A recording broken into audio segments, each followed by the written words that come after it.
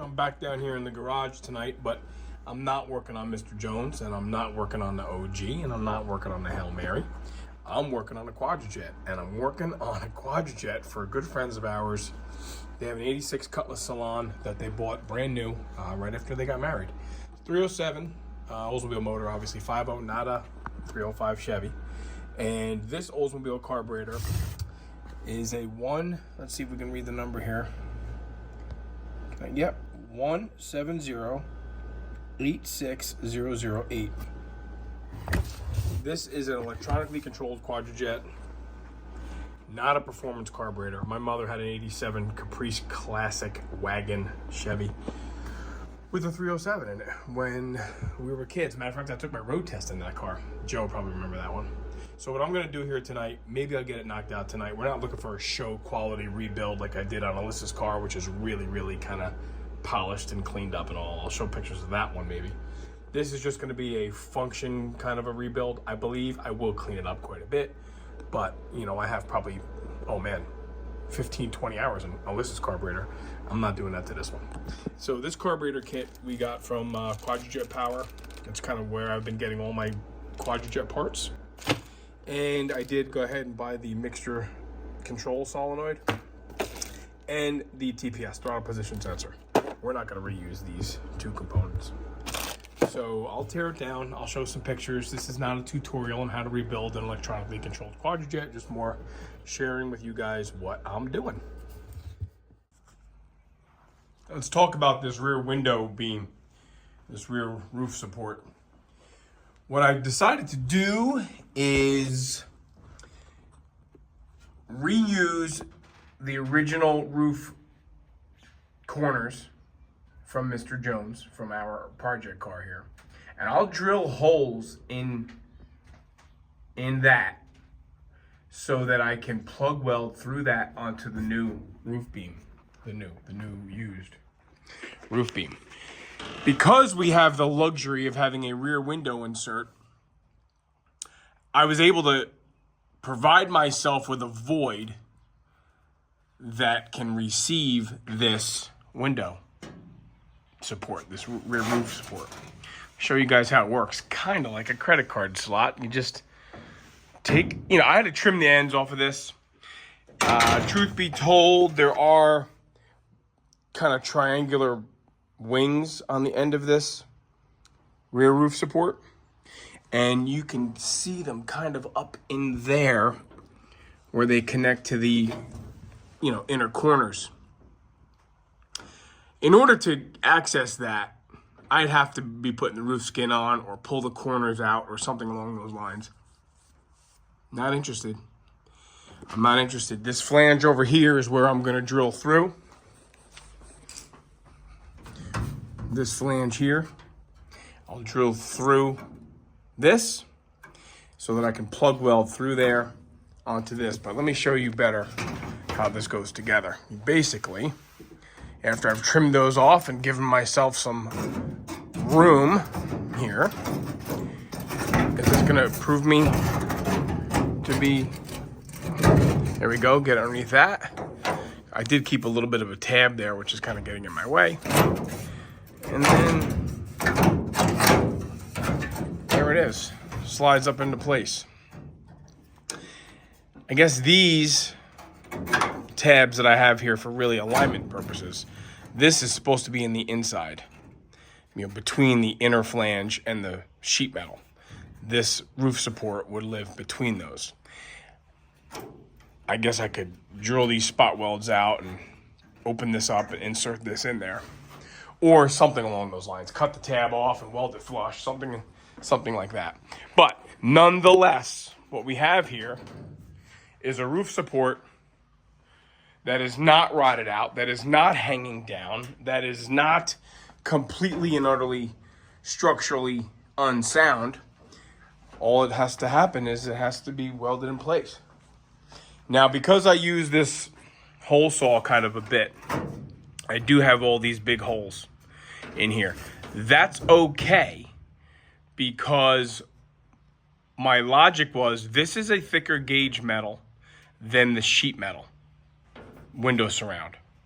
If I were to weld and put holes through the sheet metal welding onto here, I have found that sometimes I burn through the metal before I get this hot enough to actually penetrate. So here what I'm gonna do is I'm just gonna tack from the inside of the car, I'm gonna tack the sheet metal to this and see if that procedure works a little bit better for me. It's a big hole, I know, but I really needed to get this separated as effectively as possible without prying on that window channel that I was trying to get off and damaging that. So that's kind of why I opted for a larger hole, so that it was better safe than sorry in that respect. And I guess I can clean this up a little bit here, but again, none of this is ever going to be seen. You're going to have a window channel that's going to sit on there and get welded all around. More progress, right? I mean, this is it's not bad. That's kind of how it fits. You can see there, and I'll weld that all together. So it'll be sound. It'll be good. All in all, pretty productive last couple days.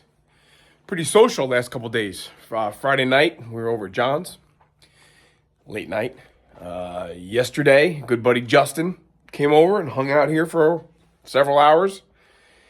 And it was a good time. It was a good time. But before Justin came over, I was working on the rear beam for the window and trimming the rear window channel to a more precise, not precise yet, fit, because I really don't want to use the whole thing like I explained before. I don't want to cut more of the original car out.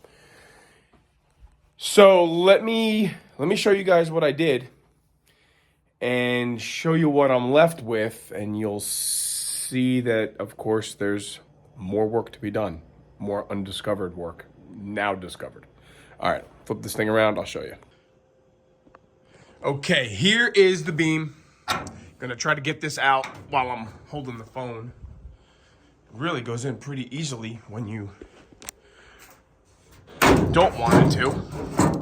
So what I did here is I wire wheeled it. I sprayed it with some rust treatment. I use that Permatex Extend, and I'll probably put some, Rust-Oleum or something in there. This is the inside. A lot of cars that look mint, you don't know how rusty this stuff is until it's apart. So here's how this goes together. And like I said earlier, there are some triangular upward flanges on the ends of this rear window beam that connect to the inner structures. I did cut them off, and these flanges here are gonna sit inside of the original corner pockets. And then it'll get welded through those holes that I'm gonna drill onto the underside of this. Okay, this is how this all goes together. What'd I do? I lost you guys there. I must have hit the button. There we go. Oh, bleeding. Yeah, totally. Stay, baby. Yeah. Bleeding. Okay. That's how that goes. It really goes in much nicer when you're using two hands. So that's going to get welded in. That's going to give us the structure, trimmed the lip off of the rear window opening. I saved it here just for now for pieces that I might need. But now I'm cleaning up the inside of the rear window channel, and you can clearly see it's been repaired. It's not great. It continues to not be great. It becomes more not great. But it's what I got. And it leaves me with the original shape, which was important to me because, like I've said many times, I just didn't have the original shape. So this is what I'll do this morning. I'm not going to spend a whole lot of time down here today. I am just going to prep this, clean up some of these snotty welds from the prior repair, and start getting this prepped to sit in the car even a little bit better. That's kind of really all I'm going to get done today, and cut the grass, and I don't know, just maybe take a car out for a ride. Inch by inch, little by little, I'm getting this thing to fit more and more how I want it to fit. Time to put the tape measure down and just bust out the grinder and just start file to fit kind of a deal. What I am happy about, let's talk about that first.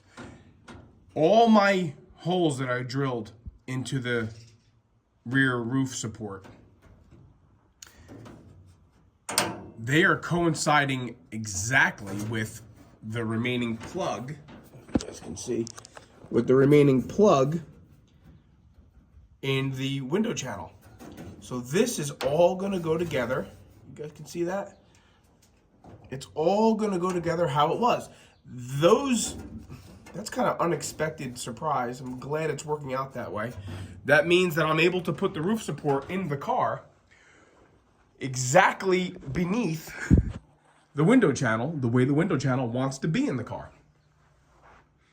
It's kind of like it wants to go back together. It might be me, but this thing still looks high in the left side. And I really don't know what I can do about that. I don't know if I'm interested in doing anything about that. I think what happened when the tree hit it, putting down pressure here, I think it hit boom, just like this, or with the trunk, hit here hard. And by pushing this down, it also probably took the quarter panel and squished it up this way. Guess what? Like a knot in a piece of wood, guys. It's there to stay. But this is all encouraging. Obviously, I have to get this fit much, much better. But you guys are starting to see the method to my madness here. If I get you up close and personal, this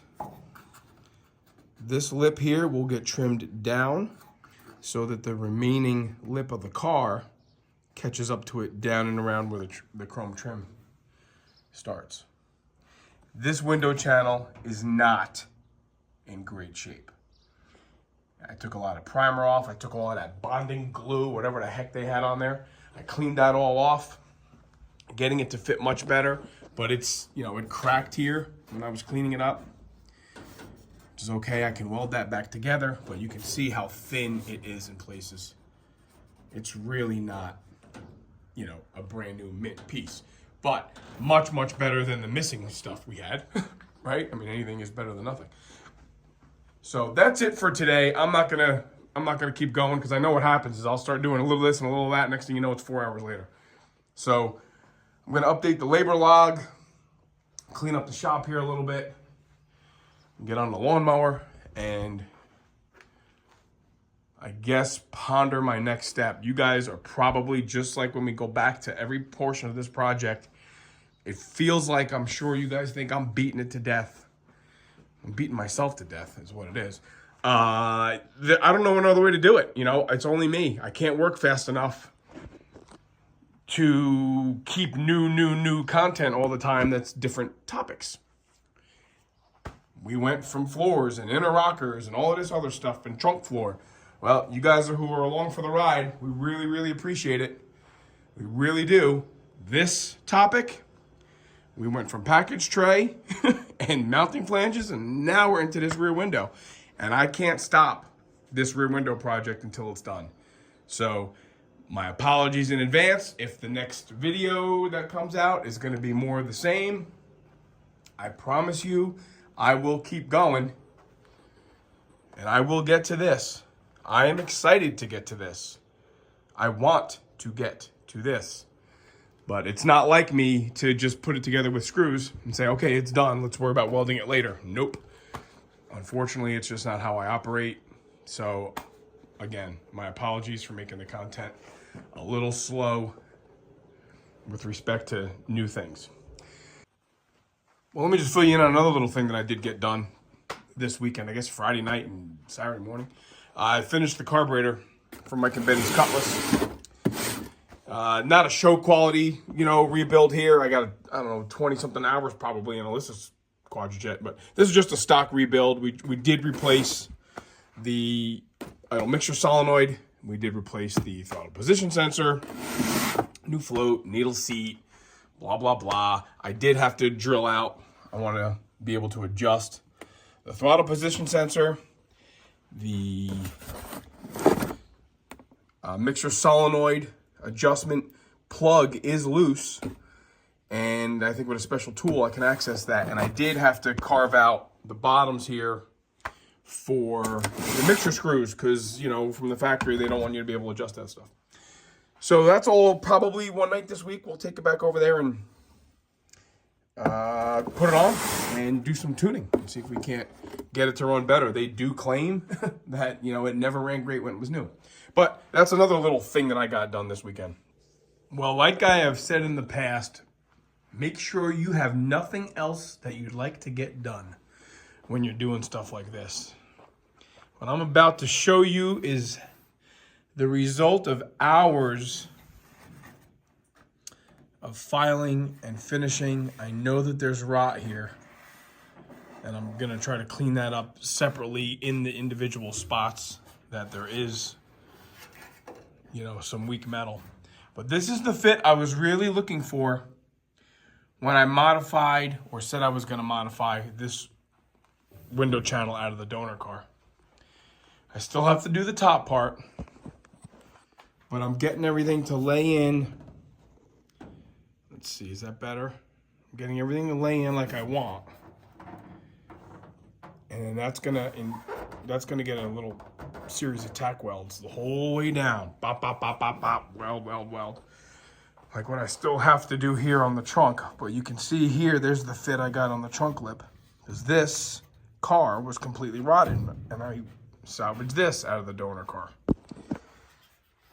So, really, really thin metal. Really, really compromised and weak metal. It's going to be interesting to say the least. It's going to be a challenge. I don't care. I don't care. I got to do it this way. It's got to be done this way. Because otherwise, you know, we would have had to stick to this line here. And now I'm getting my welds down into here. Look at how filthy dirty I am. Then I'm getting my welds down to here, which we didn't want to do. So from the side of the car anyway, it'll look kind of original. Crazy train. I know, everybody. This is crazy stuff, but it's still fun. I'm still having fun. So I'm going to leave these pieces here, and then we'll work on that top support. Just want to show the results of some of my due diligence here.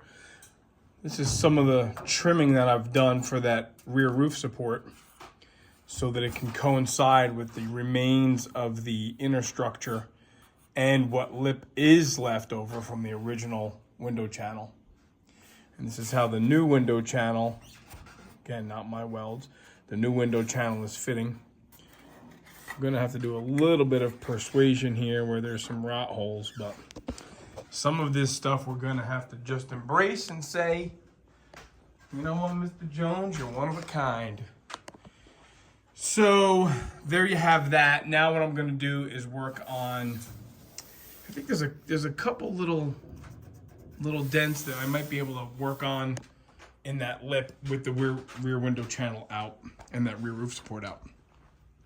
But again, just to show that I have things kind of lining up, I guess a little more than kinda, lining up really how I want them. Again, you know, the only advice I have if anybody's doing stuff like this, don't weld it till you're happy with how it fits. Not that it's permanent after you weld it, because you can always cut it out and do it again. But it certainly pays if you want, you know, fits like this.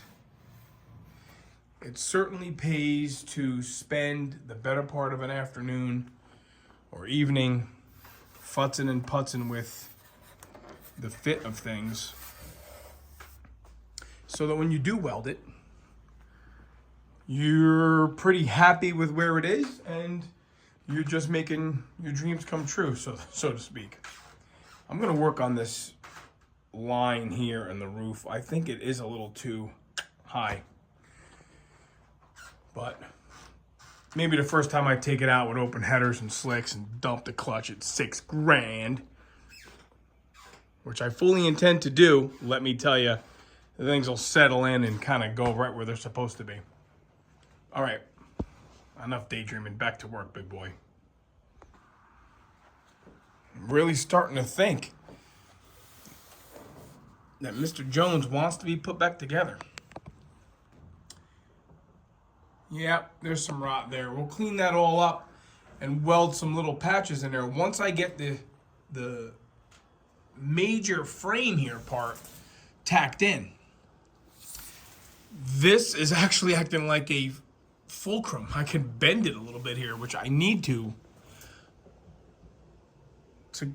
kind of follow this. Although I did want the original shape, I wanted this corner here. I'm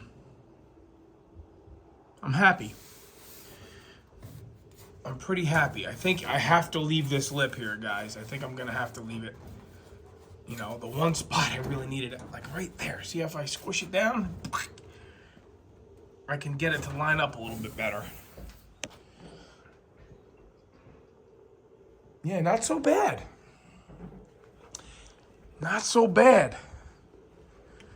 Not really helpful with respect to how to do it if we were in a real restoration situation. A lot of what I'm doing here is relatively inapplicable. But making this thing all work together, this is what has to be done. Any questions?